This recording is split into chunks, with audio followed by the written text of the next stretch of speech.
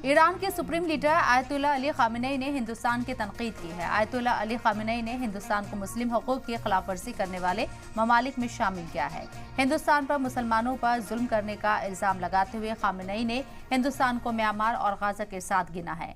Ayatollah Ali Khamenei ने तबसरा तब किया है जब ईरान खुद सुन्नी मुस्लिम और जातीय अक़लियतों के दमन के लिए लगातार आलमी सतह पर तनकीद का सामना करता रहता है।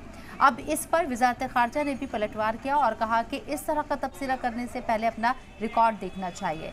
हालांकि ये पहला मौका नहीं है जब ईरान के सुप्रीम लीडर ने हिंदुस्तान के लिए कुछ इस तरह की बयानबाजी की है।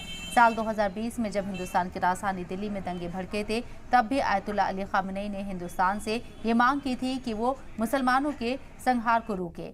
आज की बड़ी बहस में आज बात इसी पर करेंगे कि क्या सच में हिंदुस्तान के मुसलमान परेशान हैं। तो पूरी खबर क्या है ये आपको एक बार फिर से बता दें। ईरान के सुप्रीम लीडर आयतुल्लाह खामेनी ने हिंदुस्तान पर तबसरा किया। खामेनी ने हिंदुस्तानी मुसलमानों के हालात पर तबसरा किया है। खामेनी ने हिंदुस्तानी मुसलमानों का मवासना म्यांमार गाजा से किया है।